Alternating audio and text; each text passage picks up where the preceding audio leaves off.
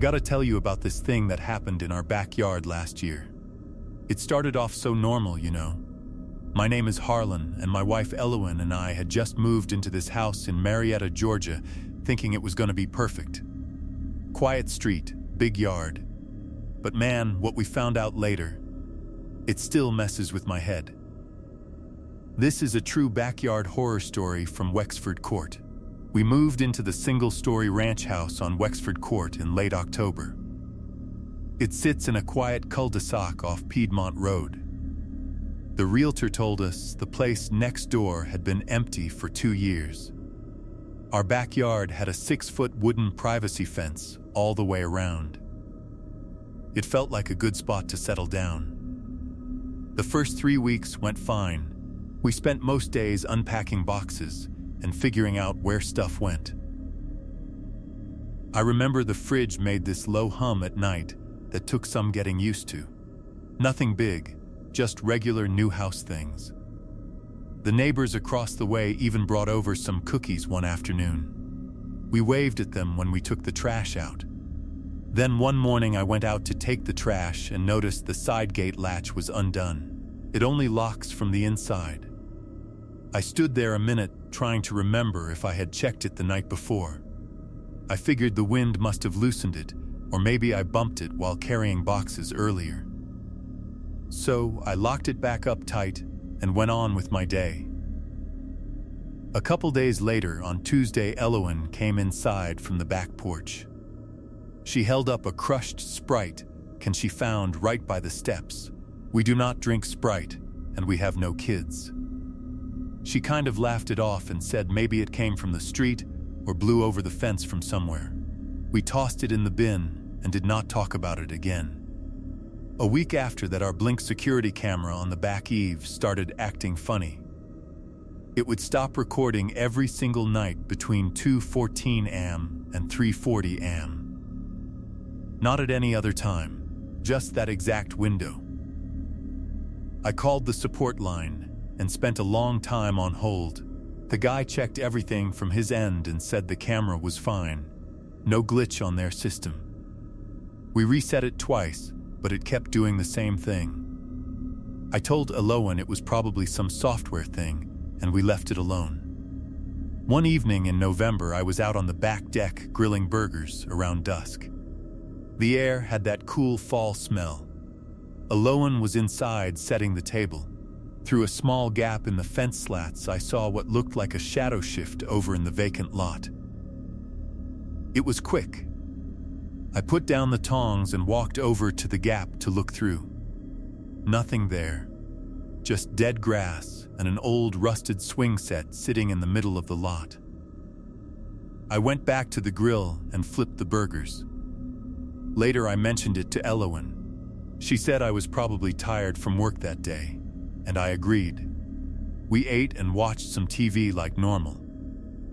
Then one night, Elowen woke up at 2:40 am because she wanted a glass of water. She walked into the kitchen and looked out the window that faces the backyard. There was a man standing completely still against the back fence. He was in the darkest corner where the motion light does not reach. He had a hoodie pulled up and was a little hunched. He was not moving at all, just facing our house. She came straight to the bedroom and shook me awake. Her voice was low, and she said, "Harlan, there is a man out there." I sat up fast and grabbed my phone to call 911. My hands shook a little while I dialed. By the time we both got back to the kitchen window, the figure was gone. The yard looked empty again. The police got there pretty quick. They walked around the yard with flashlights and asked us what we saw. We told them everything we could. At first they did not find anything, but one officer checked the gate latch. It was undone again. Then he shined his light on the soft mud near the fence corner. There were 2 clean boot prints pressed in there. They faced right toward the kitchen window. Shit. That got me good. Someone had been standing there watching. The cops said they would go check the vacant house next door right away. Later that same night, they came back and told us what they found. A ground floor window facing our fence had been pried open. Inside on the dusty floor were multiple sets of footprints going back and forth, and there were 3 empty Gatorade bottles. Cool blue flavor. Someone had been using that empty house as a base to come over and watch us. They never found out who it was. No name, no prints on file, nothing. We stayed in the house a few more months, but it never felt right after that. I started checking the gate every single night before bed, even if it took extra time. Aloan stopped going near the kitchen window once it got dark. We talked about getting a dog, but never followed through. I kept thinking about how the person knew the exact time the camera stopped. They came and went during that window for weeks, using the vacant lot to hide and the fence to slip over easy. We had ignored so many small signs. The gate, the can, the shadow, while I grilled. Each time we told ourselves it was nothing, like when Elowen found the Sprite can she had been hanging laundry and just picked it up without thinking twice. Or how I saw the shadow and went right back to the burgers because I did not want to ruin dinner. The police asked if we had any problems with anyone. We said no. We are just regular folks. I work at a warehouse loading trucks, and Elowen does part-time at the store down the road. Nothing special that would make someone target us. But after the man in the yard, we started locking every window tight, even though November nights got cold. I even nailed a piece of wood over that one spot on the fence where the gap was. It did not help the feeling, though. One afternoon, I walked out to the fence in daylight and peeked through the gap again. The swing set was still there, all rusted and still. I wondered if the person had sat on it sometimes waiting for dark, or climbed the wooden fence without making much noise. The boot prints showed they knew exactly where the dark corner was. They had been watching us sleep, or eat, or just sit in the living room. We put the house up for sale a few months later. The new people who looked at it seemed happy and excited. I wanted to warn them about the backyard, but I did not know what to say without sounding crazy. Hey, keep an eye on the fence at night? It would have sounded made up. So we moved out and did not look back. Now when I think about it, I still get this uneasy feeling that sits with me. Who was that guy? Why pick our house out of all the ones on the street? Was he there every night during the camera dead time, just standing quiet and staring? The Gatorade bottles mean he stayed around for a while. Maybe weeks before we even noticed the little things. We never heard a single sound. No footsteps, no gate creak, nothing. Just those small signs that added up too late. And the worst part is, we never got any answers. The police said the boot prints did not match anyone they knew, and no one got caught. It is like he slipped away as soon as we saw him and went back to the vacant house before the cops showed up. Sometimes late at night I wake up and think I hear the latch on the gate. But it is probably just my mind playing tricks. Elowen and I do not talk about it much anymore. But every now and then, one of us will say, "Remember that time in Marietta?" And we both know exactly what we mean. That is my true backyard horror story. It happened right here in a normal neighborhood to regular people. Makes you look at your own fence different now, does not it?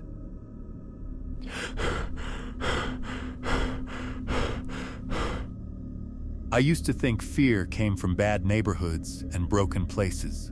Mine started behind a plain rented house on Briarwood Lane in Clarksville, Tennessee, where the lawns were trimmed, the mail came on time, and my dog began growling at a backyard that looked harmless to me. I lived there alone after a rough breakup. The house was small, with a cramped kitchen, one bedroom, and a sliding glass door in the back that opened to a fenced yard. Nothing about it looked special. The fence was old wood. The neighbors were close enough to hear a mower, but not close enough to see much.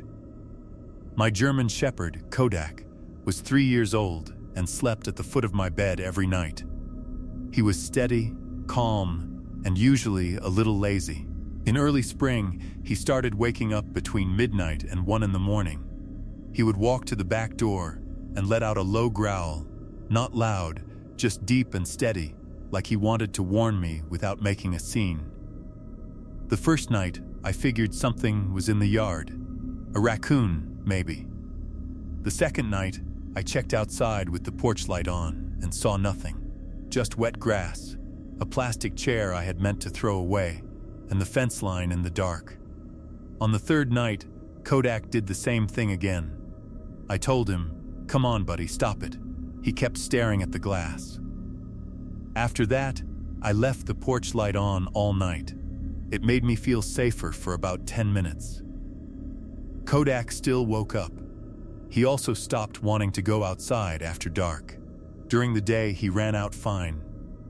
At night, he would stop at the porch steps and refuse to go any farther. I pulled gently on his leash once, and he dug in so hard that I almost lost my balance. That was when I stopped laughing it off. I called my brother Lenzo because he always made jokes when I got nervous. He said dogs see ghosts. I told him that was not funny. He laughed and said maybe there was a shit raccoon back there.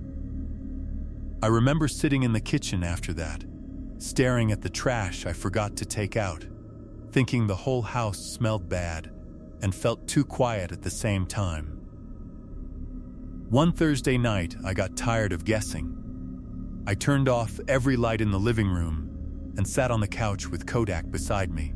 The only light came from the microwave clock and a weak streetlight through the front curtains. Outside, the backyard was just a dark block through the glass door. I could hear the fridge humming and a pipe tapping in the wall. I sat there a long time, maybe 40 minutes. Kodak stayed tense but silent, which was worse than the growling. His ears would lift, then settle, like he was listening for something I could not hear. I kept telling myself that if someone was back there, they would make noise, step on a branch, kick the fence, do anything. But the yard stayed still. Then Kodak made a sound so low it was almost nothing, more like a shake in his chest than a growl. I followed his eyes to the far left corner of the yard, near the old wooden fence. At first I thought it was a dark bag or a pile of clothes. Then I saw it move. A man was crouched there, tucked against the fence, wearing dark clothes and a dark cap. I could not see his face well. He was not walking. He was not trying to run. He was just crouched there, perfectly still, like he had been waiting for a long time. I did not move. Kodak did not move. For maybe 2 minutes, nobody moved. I was holding my phone, but I was too scared to even breathe hard. Then the man stood up slowly. Not fast, not panicked, slow. He stepped sideways along the fence line and slipped through a gap in the far corner I had never noticed before. And then he was gone. I called 911 with shaking hands. My voice sounded small and stupid. I kept saying, "There is a man in my yard. Please come now. Please." The woman on the phone told me to stay inside and lock the doors. I had already locked them, but I locked them again. 2 officers came first, then another car. They checked the yard and the alley behind the row of houses. One officer found the gap in the fence. It led to a narrow alley lined with trash bins and broken boards. In the corner where the man had crouched, the grass was flat and pressed down. Not from one night, from many. There were cigarette butts in the dirt, Marlboro Reds. At least a dozen of them. One officer said it looked like repeated visits. He said it in that calm police voice people use when they know you are already scared enough. The man was never caught. They asked if I had seen him before. I had not. They asked if anything was missing. Nothing was. That somehow made it worse. I moved out not long after that. I still think about Kodak because he knew before I did. He never barked. He only warned me. Sometimes, late at night, I still picture that corner by the fence and the shape of a man crouched there in the dark, watching my back door like he belonged there. After I left, I slept better for a while, but I still checked every back door before bed. Even in daylight, I would glance at fences and corners without meaning to. Some nights I swear I can still hear Kodak's low warning in my head, like he is standing right beside me, telling me not to look too long when the yard gets quiet.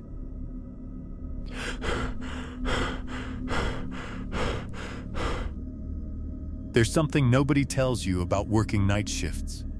You start living in a world that runs backward. You sleep when everyone else is awake. You wake up when the neighborhood is already halfway through its day. You feel safe because the sun is out. You think daylight means nothing bad can happen. I used to think that too. My name is Davini. I'm a nurse working nights at Emory Midtown in Atlanta. I moved into my townhouse in Old Fourth Ward about 2 years before any of this happened. Brick row homes, little backyards, close to Edgewood Avenue.